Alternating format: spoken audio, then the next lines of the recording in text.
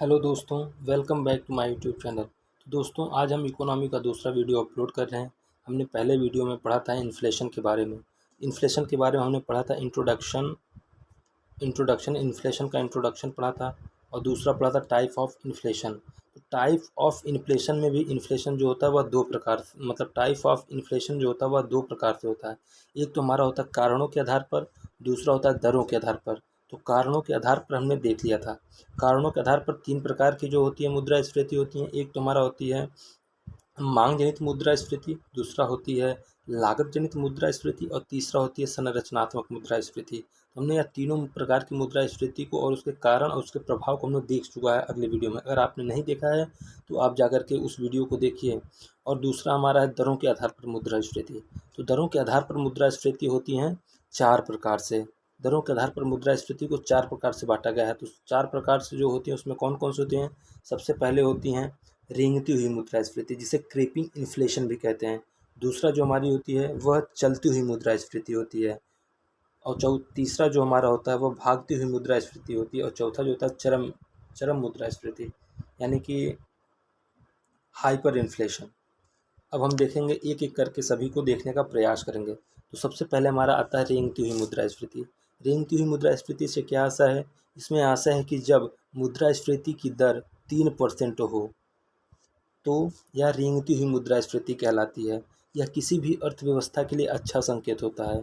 और यह विकसित अर्थव्यवस्थाओं में क्या होता है देखा जाता है। विकसित अर्थव्यवस्थाओं का कहने से आशय हमारा है, जैसे यूएस हो गया, रशिया हो गया, चाइना हो गया, जापान हो गया, ब्रिटेन हो गया, ये सभी जो अर्थव्यवस्था हैं, तो वहाँ पर जो देखी जाती है मुद्रास्फीति, वहाँ जो मुद्रास्फीति का रेट रहता है 2.5 ऐसे करके रहता है। 3 के अंदर में रहता है, बहुत हद होता है तो 3 हो जाता है।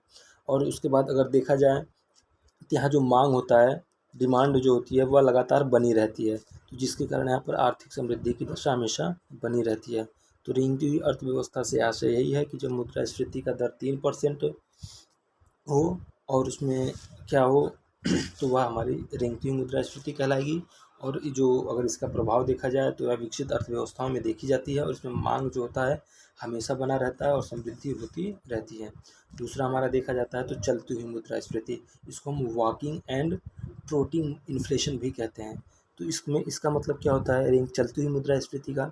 तो चलती हुई वाली मुद्रास्फीति से आशय है कि जब मुद्रास्फीति का दर 3% से लेकर के 10% के बीच में हो तो यह क्या होती है? चलती हुई मुद्रास्फीति है। यह विकासशील देशों की अर्थव्यवस्थाओं में यह देखने को हमें मिलती है। विकासशील देशों में से जैसे भारत का हो गया, तो यहाँ पर जो इन्फ्लेशन रेट रहता है आपको पता होगा 8, 9, 10 ऐसे ऐसे करके इन्फ्लेशन रेट रहता है। और यह अब जो चलती हुई मुद्रास्फीति होती है, यह संकेत देती है किसी भी देश की गवर्नमेंट और उसके सेंट्रल बैंक को।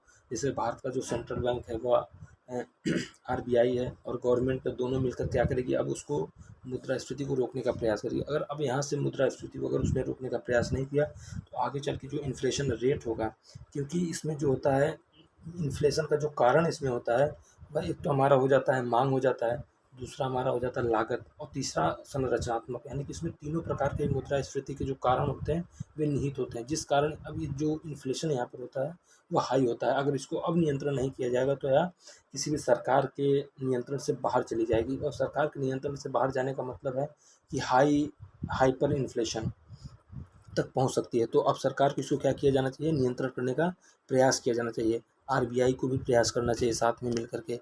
अब देखते हैं तीसरा मुद्रास्फीति जो है भागती हुई मुद्रास्फीति, यानी कि भागती हुई मुद्रास्फीति से कहने से आशय हमारा है कि जब वो मुद्रास्फीति का दर 10 से लेकर के 30% हो जाए तो वह क्या होता है? भागती हुई मुद्रास्फीति कहलाती है। ठीक है। और यह किसी भी अर्थव्यवस्था के लिए क्या होता है? बुरा संकेत होता है, यानी कि अच्छा संकेत नहीं होता है। अब इस यह क्या होता है? मुद्रास्फीति नियंत्रण से बाहर चली जा चुकी होती है, लेकिन सरकार और जो सेंट्रल बैंक्स होती हैं उसको अभी भी प्रयास करते रहना चाहिए कि हम इसको कैसे कंट्रोल करें। अगर इस बार कंट्रोल नहीं होता तो मुद्रास्फीति हाथ से निकल जाने का आशा है। यानी कि अब इसके बाद हमारा लास्ट जो आएगा वह चरम इन्फ्लेशन। चरम इन्फ्लेशन से कहने का मतलब हमारा है हाइपर इन्फ्लेशन, यानी कि हाइपर इन्फ्लेशन में क्या होगा? इसमें मुद्रास्फीति जो होगी पूरा नियंत्रण से क्या हो जाएगी?